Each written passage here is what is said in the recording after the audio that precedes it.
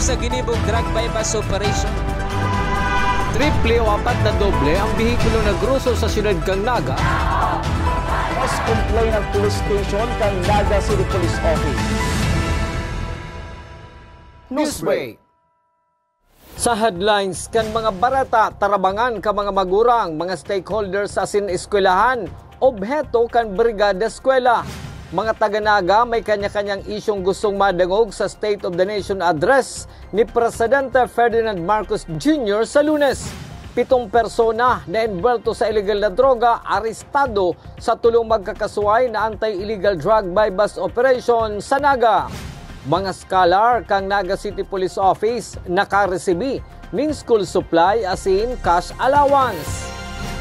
Diyos marhay na banggi. Ako si Mark Mendoza. Asin ako si Antoinette Eduardo. Kami ang sa indong tagapagatod barata. Kick-off activity kan Brigada Eskwela ngunya na taon pinagibo kan subagong aga sa Don Manuel Abella Central School. Aramon taman ang kumpletong detalye sa report ni Christine Alcanzo Reyes. Naga Central School 1 asin Camarines Sur National High School ang magkapirang eskwelahan sa syudad ni Naga na nag-atindir. Kan Brigada Eskwela kick-off ceremony na ginibo sa Don Manuel I. Abella Central School. Para kay Naga City Parents Teacher Association President Tobias Bonggon, takula ang partisipasyon kang mga magurang sa pagpapakarahay kang aadalan kan sa idang mga aki, asin bako lang sa material na bagay makakatabang ang mga magurang, kundi pati naman sa suportang itataon ninda sa kada eskwelahan. Kaya nga po sa parte, ako po bilang representative kan mga magurang kan PTA sa Interong Naga, we commit ang satuya pong full support para sa pagbubukas giraray kan sa tuyang school year ngunyan. Ano po, sa parte po kan Brigada Eskwela, bako lang pong financial, bako lang material sa tuyang pinagtatao, kundi ito mismong sa tuyang commitment, ito mismong sa tuyang encouragement sa lambang saro, sa lambang magurang, sa lambang kaakian, na ipadagos ang marahay na edukasyon, na ipadagos ang marahay na iribanan. Saro ang Brigada Eskwela sa pinakaenot na lakdang para mapakarahay ang mga classroom asin matauanin marahay na pasilidad, ang mga paratukdo, pati naman ang mga estudyante sa laog ng 10 bulan kasi ng pagklase. Inisubot ang pinakaobheto ka nasabing aktibidad na dapat maintindihan kang publiko, sabi ni Naga City Schools Division Superintendent Ma'am Susan Coliano. Ang Brigada Eskwela kumbaga sa life support, pareha siyang first aid, bulkasin, and dahil institutionalize siya po talaga ang nagtataon ng diretso saka dire-diretsong support, lalo na kung mahihigos ang satuyang mga Brigada Eskwela coordinators and mga schools. Pero primarily, and sabi ko nga po, institutionalize ini, primarily, ini po engagement na nga ning ma-prepare ang mga schools sa opening of classes. Kunya, sabi ko, like halimbawa, ini po sa Dimyax, nakaready na mga eskwelahan dahil nainot na ang mga pagbrigada nila. Pero small repair, and kung ano ang mga makukomplement, mga materials, kung ano-ano pong kaipo.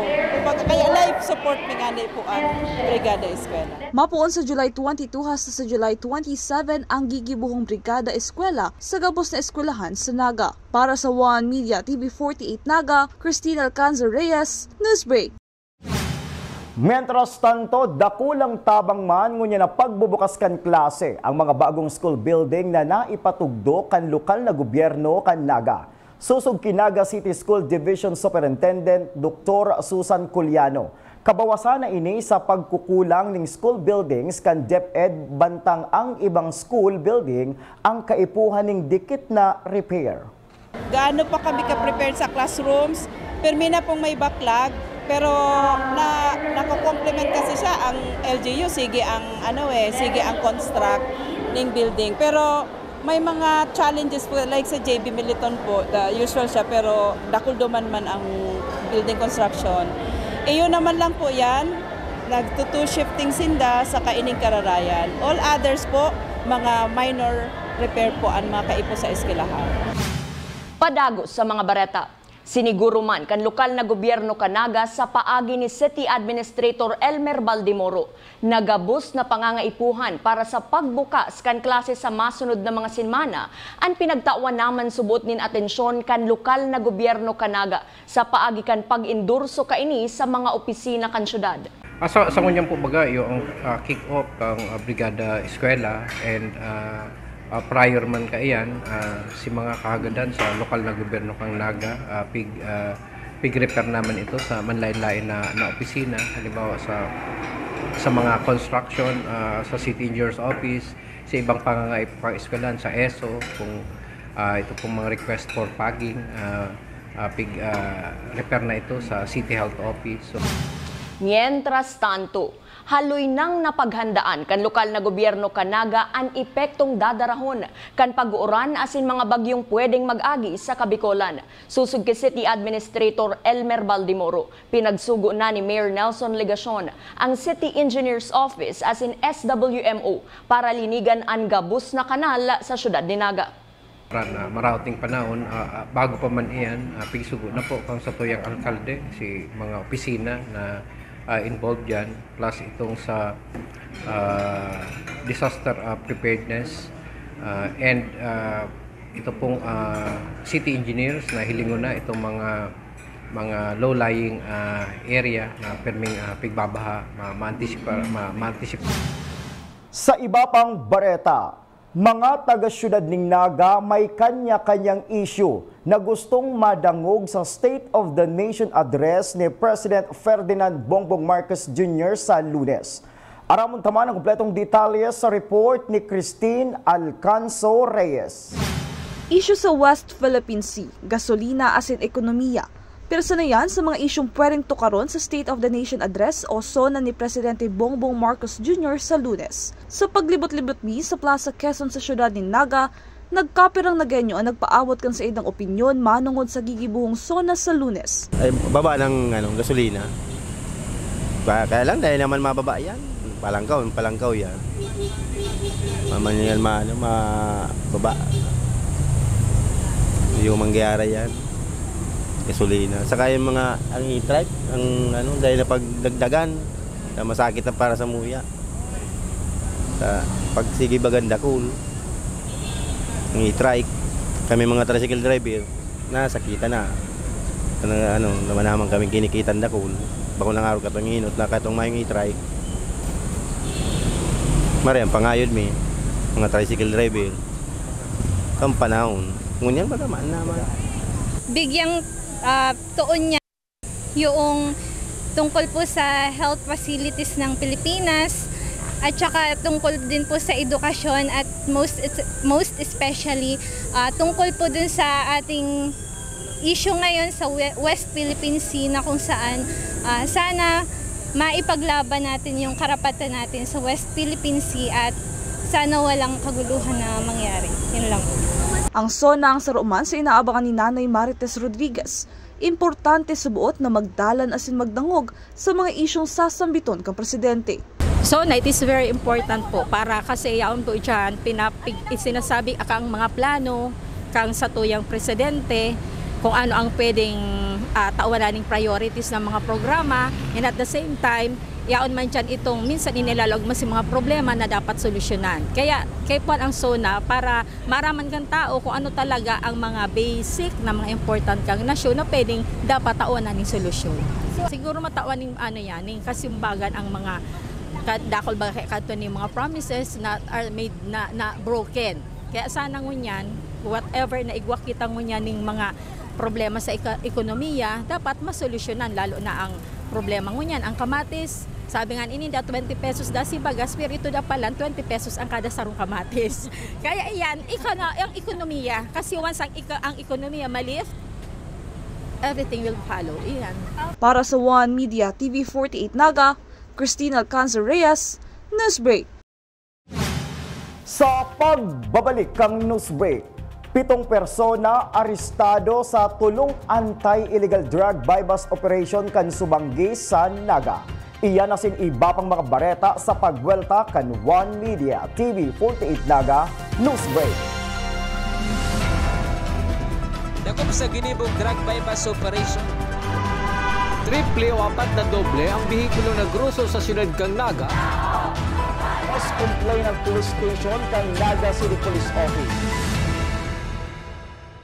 Newsbreak. We invest in shaping the future of healthcare. Our investment in the state-of-the-art facilities and the latest equipment means our students gain hands-on experience with the current technology driving the healthcare industry forward. From immersive laboratories to AI-powered patient model simulators to innovative learning environments, our graduates are prepared to meet the challenges of modern healthcare. The Naga College Foundation, College of Health Sciences, your premier leap to becoming a champion of healthcare.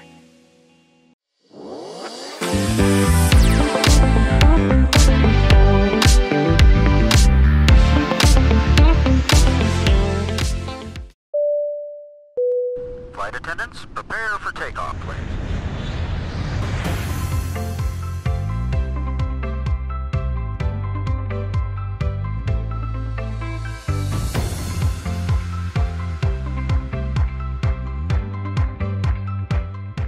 Slip life vest over your head. Take the tape around your waist.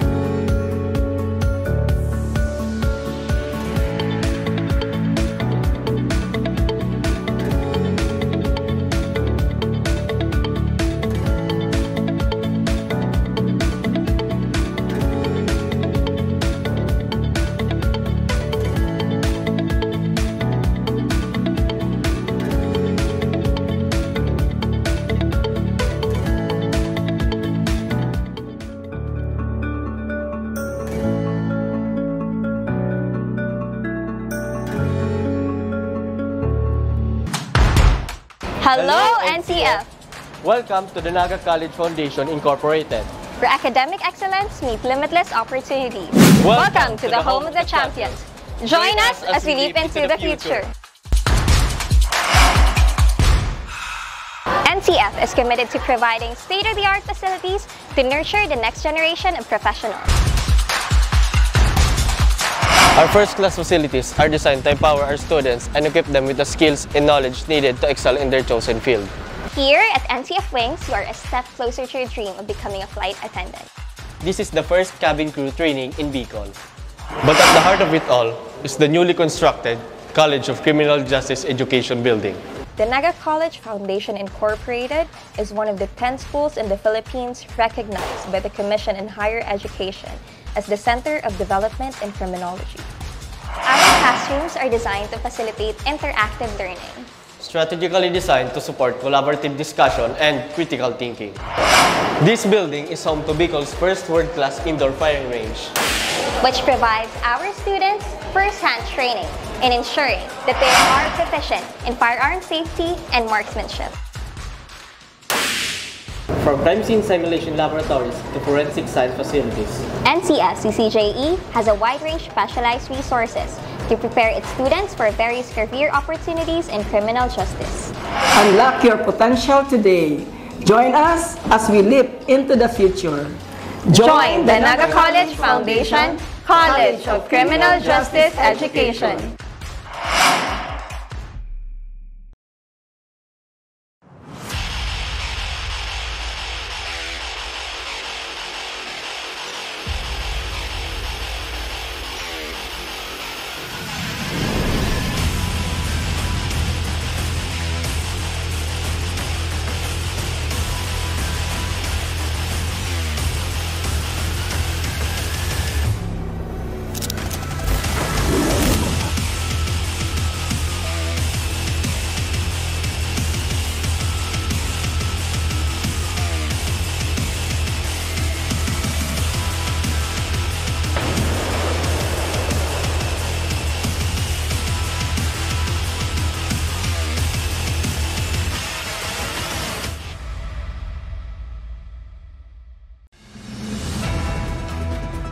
Dagop sa ginibong drug bypass operation. Triple o 4 na doble ang bihikulo na gruso sa siyudad kang Naga. Mas complain ng police station kang Naga City Police Office. Newsbreak. Padagos sa mga bareta. 73 na enumerators as in 13 supervisors na makondusir nin population census as in community monitoring based system sa 26 na barangay kan pili Camarines Sur ang nag-courtesy call sa Sangguniang Bayan kanasabing munisipyo. Susug ki Vice Mayor Francis Belen, nagpasar subuot ang Sangguniang Bayan nin resolution na mataunin group insurance para sa grupo kan mga enumerators na naglilibot ngunyan sa saindang banwaan bilang proteksyon kan mga ini. Sa satuyang police report, tulong magkakasuway na anti-illegal drug buy-bust operation ang pinagkondusir kan Subanggikan Police Station number 1, 2 as in 5. 7 katao ang naaresto. Ang detalles aramon taman sa report ni Melvin Machado. Alas 9 ka Subanggikan maaresto sa ginibong anti-illegal drug buy-bust operation ng Police Station number 1 ang 23 anyos na suspect. Mayong trabaho asin residente kang Metroville, Barangay Sabang, Naga City. Sarong sachet ang nabakal ka mga pulis asin 5 sachet ang na-recover digdi. Ini po sa Station 1 na dako po ini Hubin Pangmaray, 23 anyos, taga Sabang, na dako po siya igdi sa Barangay Abella. So tig-verify ko po sa chinecheck ta sa records kasi ang sabi na previously arrested na ini. Alas 11:45 ka Subanggi, positibo man sila ka mga operatiba sa Police Station number 2 kung sain 3 persona ang naaresto. Sarong 32 years old na taga Corbada, Paracale, Camarines Norte, sarong 28 anyos na pedicab driver na taga Concepcion Pequeña, asin 26 anyos na cook na taga Urban Pacul, Balatas. Sarong sachet ni Subot Shabu ang nabakal asin 4 ang nakumpiskar sa mga suspect. Ini po sa Station 2, iga po kitang tulong arrested na persons. Ang saro po igdi, si pinaka-target talaga itong kumbaga kaulay talaga kan sa itong mga operatiba. Bako pong taga Naga, taga Camarines Norte. Asin igwa siyang duwang kaibahan na taga Naga, sarong taga Pequeña, asin saro na taga Balatas. Asin ini pong sarong taga Pequeña, tig-check ko po sa records, dati na po siya nag-surrender. Pasado alas 12 na kasubagong amay na pagkaaga, tulo pang sospek sa pagpabakal nin illegal na droga ang naaresto. Ang tulo, gabos residentes kang banduan nin Milaor, Camarines Sur. Romboy, driver, asin construction worker ang sa inda mga trabaho. 12 plastic sachet nin Subot Shabu ang nabakal asin na-recover sa mga ini. Kung sa po nagkaigwan ning talaga ning transaction, ini pong inapuntang lodging house igdi sa may PNR. Tulong lalaki, puro dayo, mga taga Milaor, duman po na-consummate ang transaction. Ang mga suspect kabos nasa custody ngunyan kang Naga City Police Office. Para sa One Media, TV48 Naga, Melvin Machado, Newsbreak.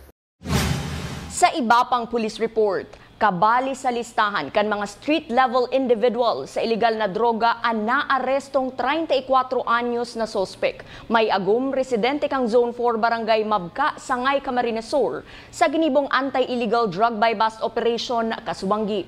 Tulong pakete nin subuot shabu ang na-recover sa sospek matapos ang ginibong drug buy-bust. Ang nadakop na sospek saro subuot na drug surrendery.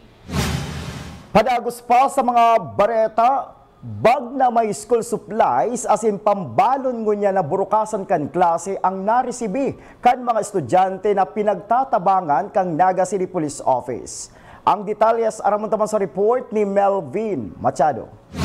Inibahan ni Nanay Cyril Quiñones kan Barangay Tabuco, Siyudad kang Naga ang saing aki na si John Cyrus, grade 3 kang Tabuco Elementary School para resibihon ang bag na may school supplies asin pambalon na itinaon ni Police Colonel Erwin Rebillon asin Police Lieutenant Colonel Salvador Ortañez, Deputy City Director for Operation. Kasubagong aga kaya iyo ang pagdistribuer kang school supplies para sa 23 na scholars kang Naga City Police Office, anom na police station asin mobile force company sa Erarom Camp Project Surat o suportahan ang Uragon asin responsableng paraadal aki tabangan para mapamarhay ang buhay. Ani magayon po daw po papaano, di kadikit na lang po ang naibabakal ko. Natabangan po ninda ako sa pagbakal po ning gamit kang aki. Tsaka po pag sir si manam, nagtataw po sinda sa muning supply, aron po kang pagkakan, pambalon. Sa mensahe ni Police Colonel Erwin Rebillon, tinawan importansya kaini ang edukasyon, kasabay ang pag-asigurar kang suporta para sa mga kaakian hali sa Naga City Police Office. Maanduyog po maski pa paano, in one way or another, makatabang po kaming kadikit sa Saindo. Bako pungkulpi, bako mang kadikit. Sa aral po kayo ng project surat na maski pa paano, nakakatabang po in one way or another ang Naga City Police Office. So, ini pong edukasyon, saro po ini sa pangangaipo kada saro sa satuya, mas magayon po siguro ang may inadalan. Ano po? Mas magayon ang may inadalan dahil ini po, sabi ninda, ang adal dahil po ninahabon. Hindi po. Besides, pag may inadalan, may adal, nakatapos kita sa koleyo, ini po ang armasta sa maabot na panahon na magkaigwa kita ng maray na trabaho. Hindi po, kasi kung maaman talaga kitang adal, dahil man kita makaka-employ. Ang outreach program kasubong aga ang parte pa kan pagselebrar kan Police Community Relations Month kang Naga City Police Office. Para sa One Media, TV48 Naga, Melvin Machado, Newsbreak. Sa kamugtakan kan panahon, padagos na makakamati nin katamtaman hasta makusog na pag-uuran ang mga probinsya kan Kabikolan. Huli kan low pressure area na nakakaapekto sa rehiyon asin sa parte kan Kabisayaan. Sa agang Biyernes asin Sabado, posibleng improving weather na subuot ang rehiyon. Asin yan ang mga bidang baretang nakalap kan mas pinakusog na puwersa kan One Media TV48 Naga News and Bicol Affairs. Day malingaw na follow ang samuyang official Facebook fanpage One Media TV48 Naga. Ako po si Mark Mendoza. Padagos kaming makatudnin mga baretang garantisadong nangingenot asin napapanahon. I-hit ang subscribe button sa samuyang official YouTube channel, One Media TV48 Naga, tanganing updated kita sa mga bareta asin istoryang bida. An Bicolano, ako si Antoinette Eduardo asin ini, an One Media TV48 Naga, Newsbreak. Dakop sa ginibog drug bypass operation. Triple o apat na doble ang bihikulo na gruso sa siyudad kang Naga. Mas complain ng police station kang Naga City Police Office. Newsbreak.